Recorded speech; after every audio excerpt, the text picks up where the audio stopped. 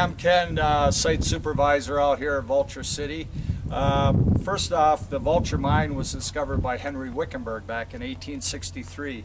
And all this that we have going on around us is all a result of that find, as well as Wickenburg, and it touched on Phoenix and other cities in the area.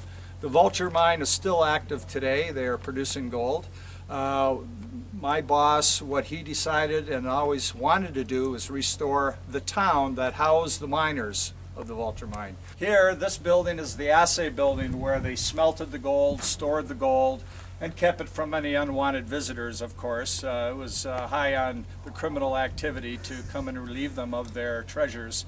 So they had guards who lived upstairs, shotgun guards, and they took care of the place, making sure that it was safe.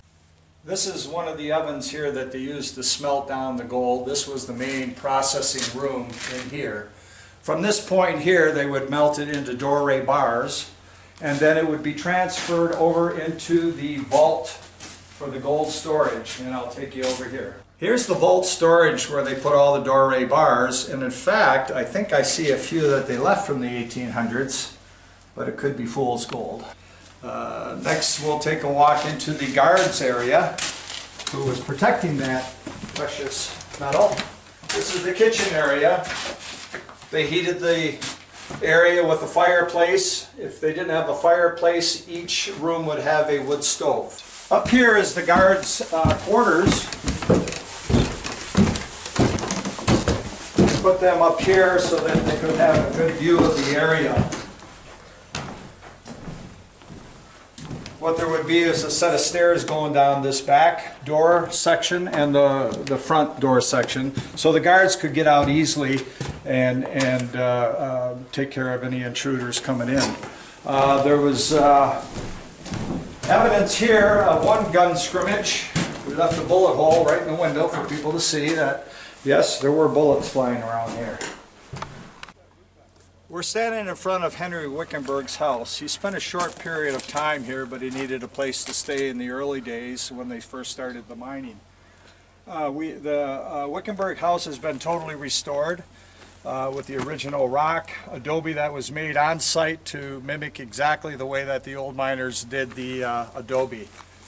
Here is the hanging tree. There's rumor up to 18 people were hung from this tree. 10 that we know for sure by documentation. We're in the Blacksmith Shop, which was taken apart piece by piece from its original setting and moved down here to the town. Here in the Blacksmith Shop is one of the large pieces of equipment that the mine used to run back in the 1800s, late 18s, early 1900s. You can see how massive their equipment was and how heavy it was. Everything was a large amount of effort to move. Drilling, they used to sharpen the drill bits constantly in here for the guys who are drilling the holes for the dynamite and so on. This is a secondary piece along with the Blacksmith Shop that was moved from Henry Wickenburg's initial find. They built this second. The first incline was the east incline. This was considered the west incline, and what they would do is they would lower these ore carts down into the shaft, fill them up with the ore that contained the gold, bring it out, dump it in this hopper, and then it was sent down into a wagon where it went off for processing. This was all done before they were able to process at the Assay Building because they had no water out here. Once they got water, they started processing in the Assay Building. The main purpose of what we're doing here is to restore all the buildings to their original state. We're using all the old lumber, all the old rock, any adobe that has to be replaced. We make it on site, identically the way that the miners used to make it. If you'd like to come and visit us, hours of operation, you can come out from 9 o'clock till 3 o'clock, 7 days a week for self-guided tours, or you can have a guided tour on Saturday and Sunday, 10 o'clock sharp. Please come and see us.